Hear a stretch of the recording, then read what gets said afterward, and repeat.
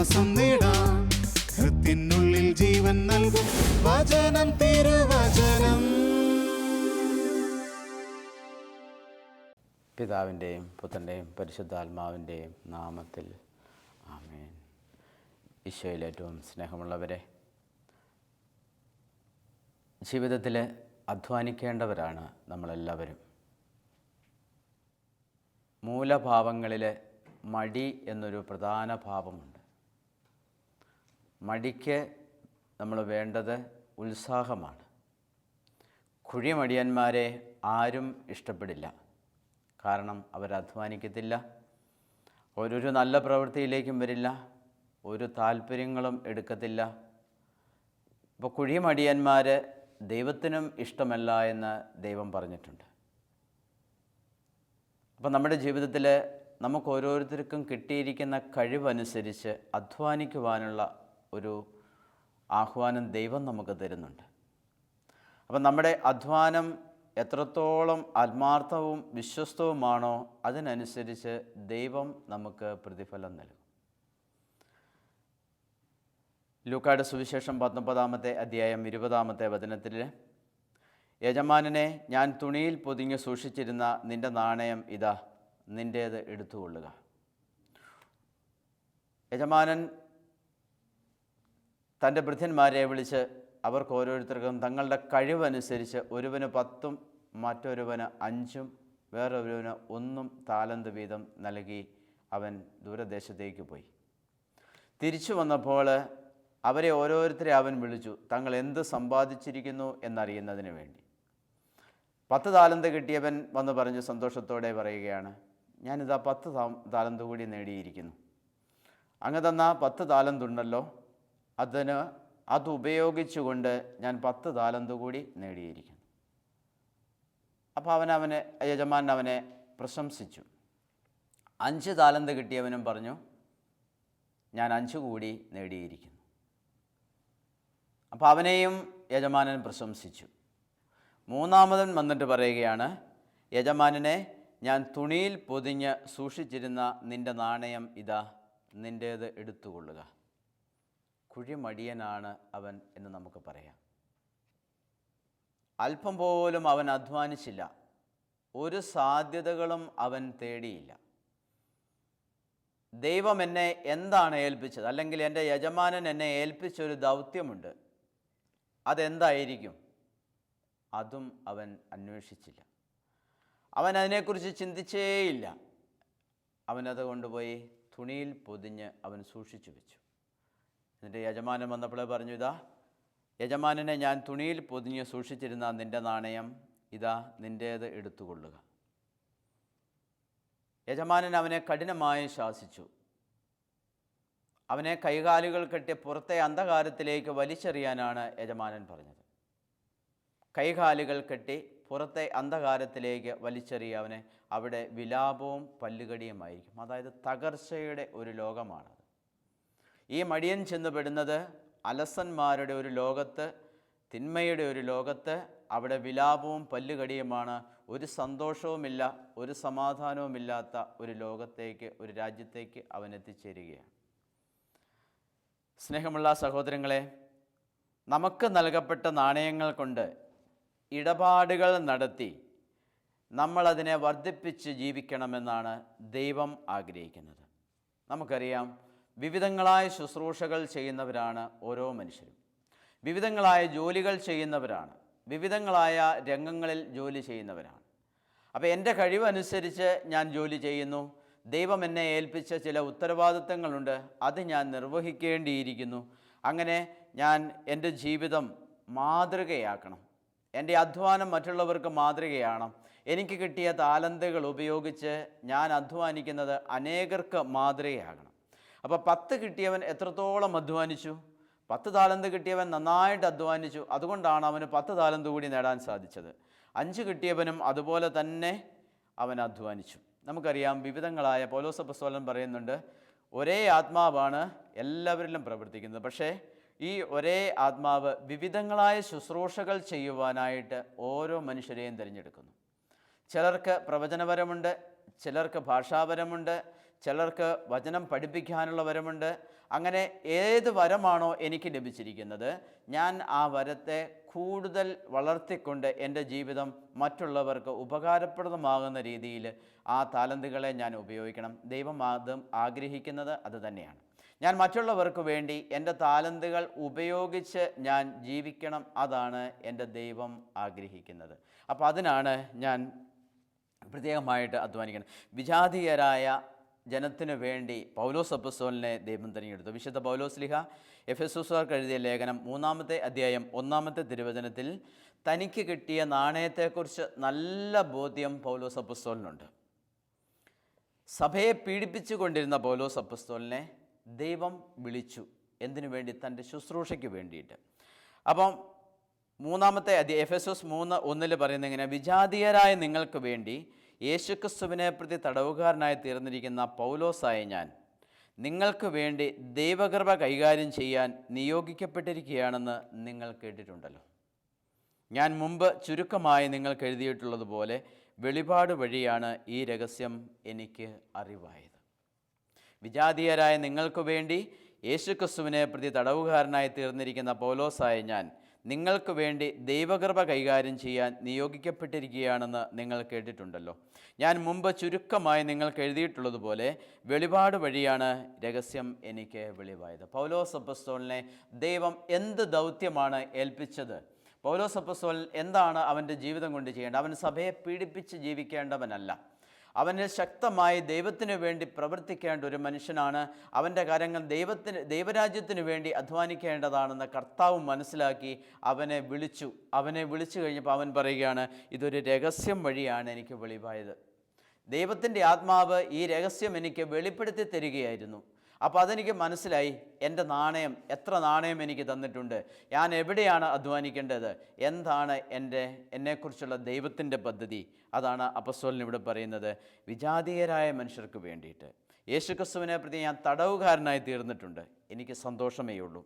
അപ്പം ഞാൻ ചെയ്യാൻ നിയോഗിക്കപ്പെട്ടിരിക്കുന്ന ഈ ദൗത്യം നിങ്ങൾക്ക് ഞാൻ ചുരുക്കമായി എഴുതിയിട്ടുള്ളതുപോലെ വെളിപാട് വഴി ദൈവം എനിക്കിത് വെളിപ്പെടുത്തി തന്നിട്ടുണ്ട്. പ്രിയപ്പെട്ടവരെ, നമ്മുടെ ജീവിതത്തിലും നമ്മൾ കർത്താവിനോടുകൂടി ഒന്നായി ചേർന്നിരിക്കുമ്പോൾ, നമ്മൾ ദൈവത്തോട് ഒന്നായി ചേർന്ന് ഇരിക്കുമ്പോൾ ദൈവം നമുക്ക് ചില നിത്യസത്യങ്ങൾ വെളിപ്പെടുത്തി തരും. എന്നെ ദൈവം ഏൽപ്പിച്ചിരിക്കുന്ന താലന്ത് ഏതാണ്, ഞാൻ ആ താലന്ത് കൊണ്ട് എന്തു വ്യാപാരമാണ് ചെയ്യേണ്ടത് എന്ന് ദൈവത്തിനറിയാം. ദൈവത്തിനൊരു പദ്ധതിയും പ്ലാനുമുണ്ട്. അതനുസരിച്ച് ഞാൻ അധ്വാനിക്കുവാൻ എൻ്റെ ഉള്ളിൻ്റെ ഉള്ളിൽ ദൈവത്തിൻ്റെ ആത്മാവ് എപ്പോഴും സംസാരിച്ചു കൊണ്ടിരിക്കും. ആ സ്വരം ഞാൻ കേൾക്കണം. അത് കേൾക്കുമ്പോഴാണ് എനിക്ക് കർത്താവിന് വേണ്ടി ഏറ്റവും പൂർണ്ണമായ വിധത്തിൽ, അല്ലെങ്കിൽ ഏറ്റവും പ്രയോജനകരമായ വിധത്തിൽ എനിക്ക് കർത്താവിന് വേണ്ടി അധ്വാനിക്കുവാനായിട്ട് സാധിക്കുക. യേശുവിന് വേണ്ടി പ്രത്യേകം ജീവിക്കുവാൻ വിളി ലഭിച്ചവനാണ് പൗലോസ് അപ്പോസ്തലൻ. പൗലോസ് അപ്പോസ്തലൻ എഫെസോസുകാർക്ക് എഴുതിയ ലേഖനം 3-ാമത്തെ അധ്യായം 9-ാമത്തെ തിരുവചനത്തിൽ വീണ്ടും നമ്മെ ഓർമ്മപ്പെടുത്തുകയാണ്. വിജാതീയരോട് ക്രിസ്തുവിൻ്റെ സമ്പന്നതയെക്കുറിച്ച് പ്രസംഗിക്കാനും സകലത്തിൻ്റെയും സൃഷ്ടാവായ ദൈവത്തിൽ യുഗങ്ങളോളം നിഗൂഢമായി സ്ഥിതി ചെയ്തിരുന്ന രഹസ്യത്തിൻ്റെ പ്രവർത്തനം എല്ലാവർക്കും വ്യക്തമാക്കി കൊടുക്കാൻ ഉതകുന്ന വരം വിശുദ്ധരിൽ ഏറ്റവും നിസ്സാരനായ എനിക്ക് നൽകപ്പെട്ടു. നല്ല ബോധ്യമാണ് പൗലോസ് അപ്പോസ്തലന്. വിജാതീയരോട് ക്രിസ്തുവിൻ്റെ സമ്പന്നതയെക്കുറിച്ച് പ്രസംഗിക്കാനും സകലത്തിൻ്റെയും സൃഷ്ടാവായ ദൈവത്തിൽ യുഗങ്ങളോളം നിഗൂഢമായി സ്ഥിതി ചെയ്തിരുന്ന രഹസ്യത്തിൻ്റെ പ്രവർത്തനം എല്ലാവർക്കും വ്യക്തമാക്കി കൊടുക്കാൻ ഉതകുന്ന വരം വിശുദ്ധരിൽ ഏറ്റവും നിസ്സാരനായ എനിക്ക് അവിടുന്ന് നൽകി. അപ്പോൾ എനിക്ക് ഈ വരം അവിടുന്ന് നൽകിയിട്ടുണ്ട്. ഈ യുഗങ്ങളോളം രഹസ്യമായതിൻ്റെ പ്രവർത്തനം എല്ലാവർക്കും വ്യക്തമാക്കി കൊടുക്കാൻ ഉതകുന്ന വരം വിശുദ്ധരിൽ ഏറ്റവും നിസ്സാരനായ എനിക്ക് ലഭിച്ചു. അപ്പോൾ തനിക്ക് ലഭിച്ച ആ താലന്തിനെക്കുറിച്ച് നല്ല ബോധ്യമുള്ള പൗലോസ് അപ്പോസ്തലൻ തന്നെക്കുറിച്ചുള്ള ദൈവീക പദ്ധതി മനസ്സിലാക്കാനും അതിനുവേണ്ടി അധ്വാനിക്കുവാനുമുള്ള എല്ലാ തടസ്സങ്ങളും പൗലോസ് അപ്പോസ്തലൻ എടുത്തു മാറ്റാൻ ദൈവത്തോട് പ്രാർത്ഥിച്ചു. അങ്ങനെ ആ തടസ്സങ്ങളെല്ലാം നീക്കി അദ്ദേഹം ദൈവത്തിന് വേണ്ടി അധ്വാനിക്കുകയാണ്. ഈ തനിക്ക് ലഭിച്ച നാണയം വളരെ മനോഹരമായിട്ട്, അതുകൊണ്ട് അവൻ വീണ്ടും വീണ്ടും അധ്വാനിച്ച് സ്വർഗരാജ്യത്തിന് വേണ്ടി നാണയങ്ങൾ നേടിക്കൊണ്ടിരിക്കുകയാണ്. ഗലാത്യർക്കുള്ള ലേഖനം 1-ാമത്തെ അധ്യായം 15-ാമത്തെ വചനത്തിലെ ഞാൻ മാതാവിൻ്റെ ഉദരത്തിൽ ആയിരിക്കുമ്പോൾ തന്നെ ദൈവം എന്നെ പ്രത്യേകം തിരഞ്ഞെടുത്തു. തൻ്റെ കൃപയാൽ എന്നെ വിളിച്ചു. അത് അവിടുത്തെ പുത്രനെപ്പറ്റി വിജാതീയരുടെ ഇടയിൽ പ്രസംഗിക്കാൻ അവനെ എനിക്ക് വെളിപ്പെടുത്തി തരേണ്ടതിനായിരുന്നു. ഞാനൊരു മനുഷ്യൻ്റെയും ഉപദേശം തേടാൻ നിന്നില്ല.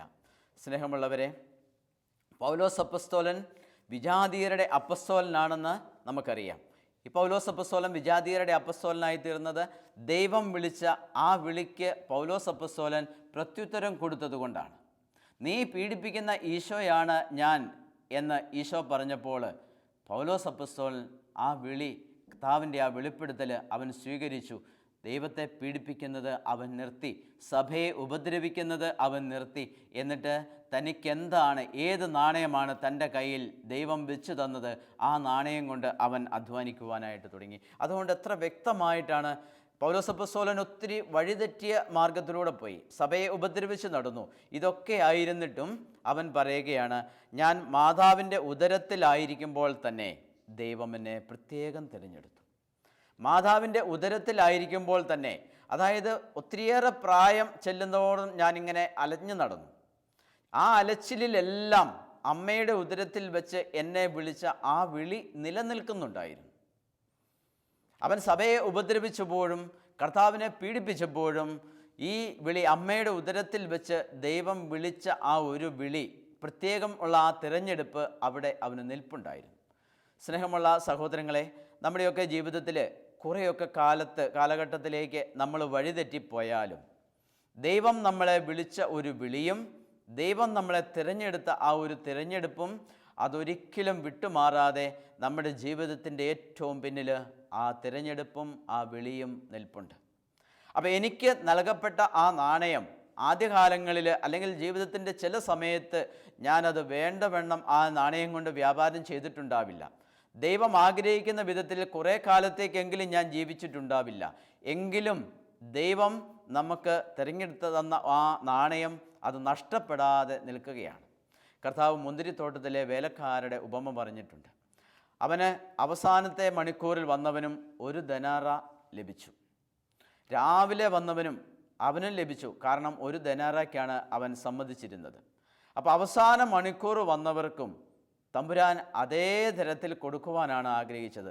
ആദ്യം വന്നവർ അവസാനം വന്നിട്ട് ഒരു മണിക്കൂർ മാത്രം ജോലി ചെയ്ത് മടങ്ങിപ്പോയവർക്കെതിരെ ആദ്യം വന്നവർ പിറുപിറുക്കുന്നുണ്ട്. പകലിൻ്റെ അധ്വാനവും ചൂടും മുഴുവൻ സഹിച്ച ഞങ്ങളെ അവരോട്, അതായത് അവസാന മണിക്കൂറിൽ വന്ന അവരെ ഞങ്ങളെ തുല്യരായി നീ കണ്ടുവല്ലോ. അവൻ തമ്പുരാൻ അവർക്ക് കൊടുക്കുന്ന മറുപടി കൊണ്ട്, എൻ്റെ സമ്പത്ത് കൊണ്ട് എനിക്കിഷ്ടമുള്ളത് ചെയ്യാൻ പാടില്ലെന്ന്. അപ്പം ദൈവത്തിൻ്റെ വിളി പൗലോസ് അപ്പസ്തോലൻ്റെ ജീവിതത്തിൽ കടന്നു വന്നപ്പോഴും ആ വിളിക്കെതിരായിട്ട് അവൻ ജീവിതത്തിൻ്റെ ആദ്യകാലങ്ങളിൽ പ്രവർത്തിച്ചപ്പോഴും ദൈവം ആ വിളി എടുത്തു മാറ്റാതെ, ദൈവം അവന് കൊടുത്ത പ്രത്യേക ആ അനുഗ്രഹം എടുത്തു മാറ്റാതെ അത് അവനിൽ നിലനിന്നു.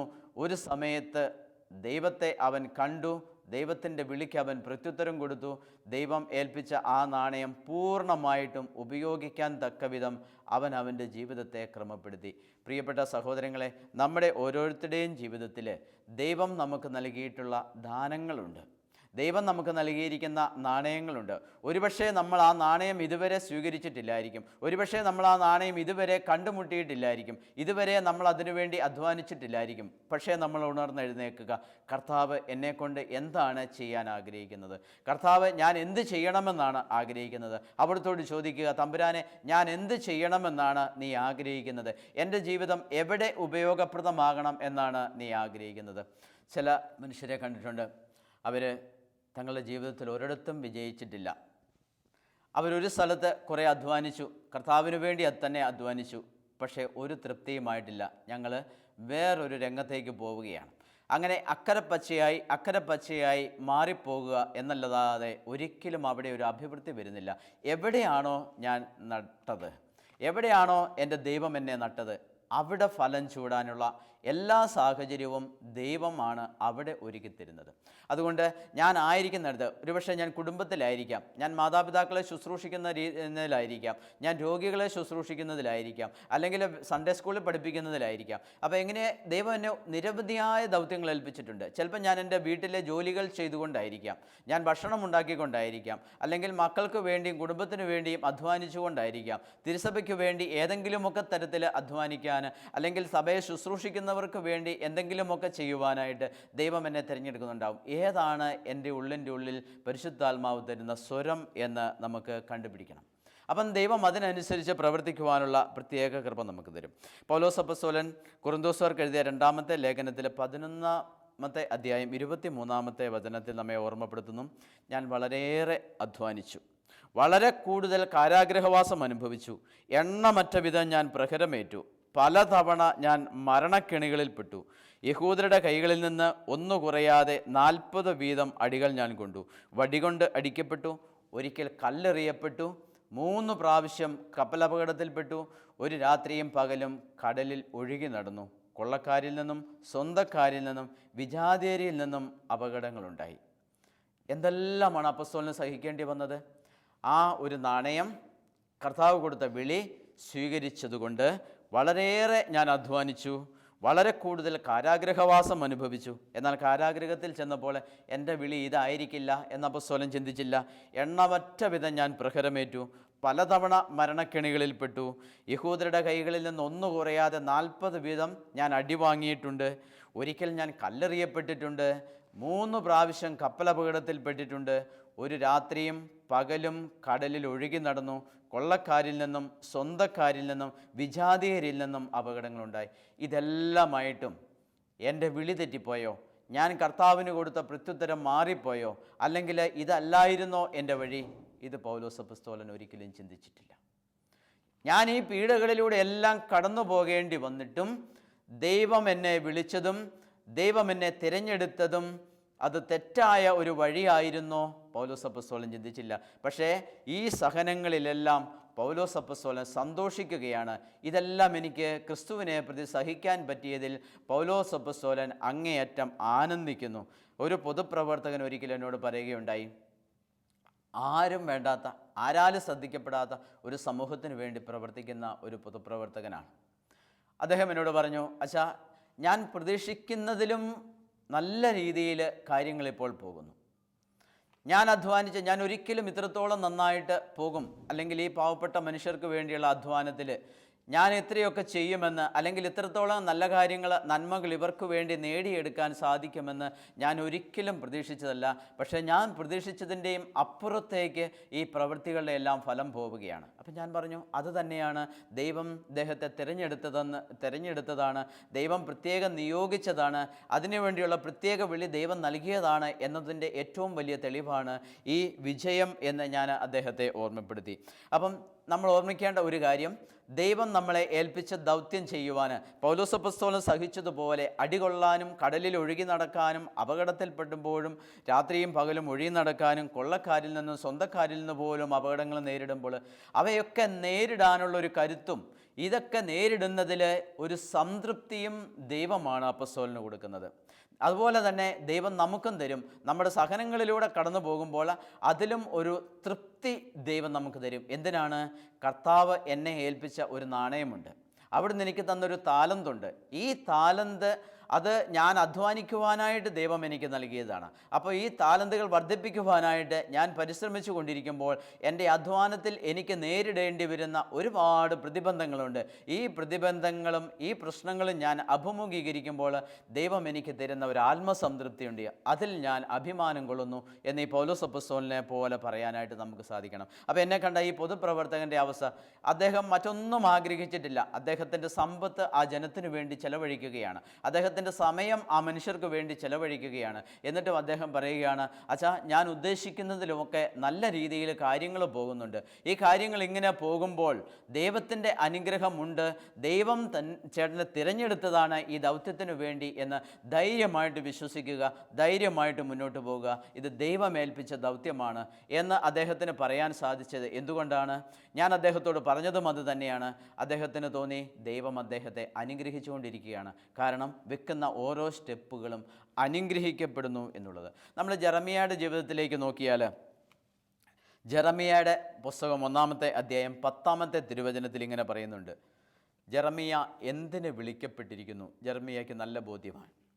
പിഴുതെറിയാനും ഇടിച്ചു തകർക്കാനും നശിപ്പിക്കാനും തകിടം മറിക്കാനും പണിതുയർത്താനും നട്ടുവളർത്താനും ഞാനിതാ ജനതകളുടെയും രാജ്യങ്ങളുടെയും മേൽ നിന്നെ അവരോധിച്ചിരിക്കുന്നു. കർത്താവ് നേരിട്ട് ജെറമിയായോട് പറയുകയാണ്. എന്തിനൊക്കെയാണ്? പിഴുതെറിയാനും ഇടിച്ചു തകർക്കാനും നശിപ്പിക്കാനും തകിടം മറിക്കാനും പണിതുയർത്താനും നട്ടുവളർത്താനും വേണ്ടി ഇന്നിതാ ജനതകളുടെയും രാജ്യങ്ങളുടെയും മേൽ നിന്നെ ഞാൻ അവരോധിച്ചിരിക്കുന്നു. സ്നേഹമുള്ളവരെ, ദൈവമാണ് ജെറമിയായെ ഇവിടെ അവരോധിച്ചത്. ദൈവമാണ് ജെറമിയായെ ഈ ദൗത്യം ഏൽപ്പിച്ചത്. ഏൽപ്പിച്ച ദൗത്യം നന്നായി നിർവഹിക്കുന്നതിൽ ജെറമിയായ്ക്ക് വലിയ സന്തോഷം. ആ പ്രതിസന്ധികളിലൂടെ എല്ലാം കടന്നു പോവുകയാണ് ജെറമിയ. ഒരിക്കൽ ജെറമിയ പറഞ്ഞു, എൻ്റെ അസ്ഥികൾ പോലും ഉരുകുന്നതായിട്ട് എനിക്ക് തോന്നുന്നു. കാരണം ദൈവം പറയുന്നു, നീ വിളിച്ചു പറയുക. ഞാനത് വിളിച്ചു പറയുമ്പോൾ ജനം എന്നെ ഉപദ്രവിക്കുന്നു, പറയാതിരിക്കുമ്പോൾ എൻ്റെ ഉള്ളിൽ ഉരുകുന്നത് പോലെ ഒരു വേദന. അപ്പം ജെറമിയയ്ക്ക് കൃത്യമായി മനസ്സിലായി തനിക്ക് നൽകപ്പെട്ട ദൗത്യം എന്താണ്, തനിക്ക് നൽകപ്പെട്ട നാണയം ഏതാണ് എന്ന്. വിളിച്ച ഉടനെ ജെറമിയ അതിന്മേൽ പണി തുടങ്ങി. നമുക്ക് ദൈവം തന്നിരിക്കുന്ന നാണയം ഏതാണ്, നമുക്കത് മനസ്സിലായിട്ടുണ്ടോ എന്നുള്ളതാണ് ഏറ്റവും വലിയ സത്യം. ദൈവം എന്നെ ഏൽപ്പിച്ച ദൗത്യം, എൻ്റെ ജീവിതത്തിൽ ഞാനൊരു ജീവിതാന്തസ്സിലാണ്. എൻ്റെ ഈ ജീവിതാന്തസ്സിൽ ആയിരിക്കുമ്പോൾ തന്നെ ഞാൻ ഒരു ദൈവത്തിൽ നിന്നും സ്വീകരിച്ച നാണയങ്ങളുണ്ട്. ആ നാണയങ്ങൾ വർദ്ധിപ്പിക്കാൻ വിവിധങ്ങളായ രീതിയിൽ ഞാൻ അധ്വാനിക്കേണ്ടിയിരിക്കുന്നു. എനിക്കൊന്നുമില്ല, ഞാൻ ഇത്രയൊക്കെ ചെയ്താൽ മതി, അല്ലെങ്കിൽ ഞാൻ എൻ്റെ അടുക്കളയിലെ പണി മാത്രം എടുത്താൽ മതി, അല്ലെങ്കിൽ ഞാൻ എൻ്റെ സൺഡേ സ്കൂളിൽ പഠിപ്പിക്കുന്ന ഇത് മാത്രം ചെയ്താൽ മതി. അതല്ല, ദൈവം എന്നെക്കൊണ്ട് എന്തൊക്കെ ചെയ്യണമെന്ന് ആഗ്രഹിക്കുന്നു, ദൈവത്തിന് വേണ്ടി ഞാൻ എന്തൊക്കെ ചെയ്യണം, അതൊക്കെ ചെയ്യാനുള്ള ഒരു വലിയ ദൗത്യം എനിക്കുണ്ട്. എന്തൊക്കെയാണ് എൻ്റെ നാണയങ്ങൾ, അത് നമ്മൾ തിരിച്ചറിയണം. ദൈവം എന്നെ ഏൽപ്പിച്ച ഈ നാണയം അത് വർദ്ധിപ്പിക്കാൻ തന്നെ ആയിരിക്കണം നമ്മുടെ ലക്ഷ്യം. ദൈവം തന്ന നാണയം ഒരിക്കലും കുഴിമടിയനായ ദാസൻ അവൻ തുണിയിൽ പൊതിഞ്ഞ് സൂക്ഷിച്ചിരുന്ന നിൻ്റെ നാണയം ഇതാ നീ എടുത്തുകൊള്ളുക. കാരണം നീ വയ്ക്കാത്തത് എടുക്കുന്നവനും വിതയ്ക്കാത്തടത്തുനിന്ന് കൊയ്യുന്നവനും വിതറാത്തടത്തുനിന്ന് ശേഖരിക്കുന്നതുമായ കഠിന ഹൃദയനാണെന്ന് ഞാൻ മനസ്സിലാക്കി. അതാണ് കുഴിമടിയൻ കൊടുത്ത മറുപടി. എന്നിട്ട് നിൻ്റെ വാക്കുകൊണ്ട് തന്നെ നിന്നെ ഞാൻ വിധിക്കും. അതാണ് യജമാനൻ പറയുന്നത്. ഞാൻ വയ്ക്കാത്തത് എടുക്കുന്നവനും വിതറാത്തടത്തുനിന്ന് ശേഖരിക്കുന്നവനും വിതയ്ക്കാത്തത് കൊയ്യുന്നവനുമാണ് നീ അറിഞ്ഞിരുന്നല്ലോ. എന്നിട്ടെന്തുകൊണ്ട് നീ നിൻ്റെ പണം പണമിടപാടുകാരെ ഏൽപ്പിച്ചില്ല? അതാണ് യജമാനൻ്റെ ചോദ്യം. നമുക്കറിയാം, ദൈവം എന്നെ ഏൽപ്പിച്ച ദൗത്യമൊക്കെ ഞാൻ ചെയ്യേണ്ട മനുഷ്യനാണ്. അതൊക്കെ ചെയ്യേണ്ട ഒരു ഉത്തരവാദിത്വം എനിക്കുണ്ട്. അതറിഞ്ഞുകൊണ്ട് ഞാൻ ചെയ്യാതിരിക്കുമ്പോൾ അത് വലിയ ഒരു തെറ്റായിത്തീരുന്നു. ഒരു പാവപ്പെട്ട കൃഷിക്കാരൻ ഒരിക്കൽ എന്നോട് പറഞ്ഞു, അച്ഛാ, ഞാൻ പല മേഖലകളിലും ഞാൻ നോക്കി എൻ്റെ ദൗത്യം എന്താണ് എന്ന്, പക്ഷേ എനിക്കൊരിക്കലും ഒന്നിലും വിജയിക്കാൻ സാധിച്ചിട്ടില്ല. അദ്ദേഹം അവസാനം പറയുകയാണ്, എന്നെ ദൈവം വിളിച്ചിരിക്കുന്നത് പശു വളർത്താനാണ് എന്നെനിക്ക് മനസ്സിലായി. ഞാൻ അതിൽ രംഗത്തേക്ക് ഇറങ്ങി. ഞാൻ ആ പശു വളർത്തൽ വളരെ കൃത്യമായിട്ട് നിർവഹിച്ചു കൊണ്ടിരിക്കുന്നു. അപ്പോൾ എനിക്ക് വലിയ അഭിവൃദ്ധിയുണ്ട്. ഇപ്പോൾ എനിക്ക് സമാധാനമുണ്ട്, സന്തോഷമുണ്ട്. ദൈവം എന്നെ വിളിച്ച ആ ദൗത്യം, ദൈവം എനിക്കൊരു ജോലി തന്നിട്ടുണ്ട്. പക്ഷേ ദൈവം എനിക്ക് തന്ന ജോലി നമ്മൾ ഓരോരുത്തരും ദൈവത്തിന് ആവശ്യമാണ്. ഈ ജോലി ദൈവം ആഗ്രഹിക്കുന്ന വിധത്തിൽ ചെയ്ത് തീർക്കുക. അതാണ് നമ്മളൊക്കെ പ്രാർത്ഥിക്കുക. വലിയ വലിയ ദൗത്യങ്ങൾക്ക് വേണ്ടിയാണ്, മറ്റുള്ളവരാൽ അറിയപ്പെടുന്ന ദൗത്യങ്ങൾക്ക് വേണ്ടി, മറ്റുള്ളവരാൽ ശ്രദ്ധിക്കപ്പെടുന്നതിന് വേണ്ടി, മറ്റുള്ളവരുടെ മുമ്പിൽ വലിയവരാകുന്ന ജോലികൾ ചെയ്യുവാനാണ് നമുക്കെല്ലാവർക്കും താല്പര്യം. ദൈവം അതിനെന്തുകൊണ്ട് എന്നെ തിരഞ്ഞെടുത്തില്ല? നമ്മളായിരിക്കുന്ന കൊച്ചു ജീവിത സാഹചര്യത്തിൽ, എൻ്റെ ആ കൊച്ചു ജീവിത സാഹചര്യത്തിൽ ഞാൻ ചെയ്യുന്ന ചെറിയ ചെറിയ പ്രവൃത്തികൾ അത് പരിപൂർണമായിട്ട് ചെയ്യുമ്പോഴാണ് ഞാൻ വിശുദ്ധനായിത്തീരുന്നത്. ജെറമ്യായുടെ പുസ്തകം 1-ാമത്തെ അധ്യായം 18-ാമത്തെ തിരുവചനത്തിൽ ദേശത്തിന് മുഴുവനും യൂദയായിലെ രാജാക്കന്മാർക്കും പ്രഭുക്കന്മാർക്കും പുരോഹിതന്മാർക്കും ദേശവാസികൾക്കും എനിക്കെതിരെ അപ്രതിരോധ്യമായ നഗരവും ഇരുമ്പുതൂണും പിച്ചളമതിലുമായി ഇന്ന് നിന്നെ ഞാൻ ഉറപ്പിക്കും. അവർ നിന്നോട് യുദ്ധം ചെയ്യും, എന്നാൽ വിജയിക്കുകയില്ല. നിൻ്റെ രക്ഷയ്ക്ക് നിന്നോടുകൂടെ ഞാനുണ്ട്. അപ്പം ജെറമ്യായ്ക്ക് കൊടുത്ത ദൗത്യം പോലെ നമ്മുടെ രക്ഷയ്ക്ക് നമ്മുടെ ദൈവം നമ്മുടെ കൂടെയുണ്ട്. ആർക്കൊക്കെ എതിരെ നിൽക്കേണ്ടി വന്നാലും നിന്നെ ഞാൻ രക്ഷിക്കുമെന്ന് ജെറമ്യായോട് പറഞ്ഞ ദൈവം എൻ്റെ ദൗത്യത്തിൻ്റെ നിർവഹണത്തിന് എനിക്ക് ദൈവം ഏൽപ്പിച്ച ആ നാണയങ്ങൾ ഞാൻ വർദ്ധിപ്പിക്കുന്നതിന് വേണ്ടി ഞാൻ എന്തൊക്കെ ചെയ്യണമോ അതൊക്കെ ചെയ്യാൻ എന്നെ ഇരുമ്പ് തൂണും പിച്ചള മതിലുമൊക്കെ ആക്കി തീർക്കുന്നത് ആരാണ്? എൻ്റെ രക്ഷയ്ക്ക് എന്നോട് കൂടിയുള്ള എൻ്റെ ദൈവമാണ്. അതുകൊണ്ട് ദൈവമേ, നീ ഏൽപ്പിച്ച ദൗത്യം നിർവഹിക്കുവാൻ എന്നെ അനുഗ്രഹിക്കണമേ എന്ന് നമുക്ക് പ്രാർത്ഥിക്കാം. ഒരു നിമിഷം നമുക്ക് നിശബ്ദമായിട്ട് തമ്പുരാനോട് പ്രാർത്ഥിക്കാം. സ്നേഹമുള്ള തമ്പുരാനെ, അങ്ങ് എനിക്ക് തന്ന നാണയം അതെത്ര ചെറുതാണെങ്കിലും എത്ര വലുതാണെങ്കിലും അത് കണ്ടെത്തി ആ നാണയം വർദ്ധിപ്പിക്കുന്ന ഒരു ജീവിതശൈലി എനിക്ക് തരണമേ.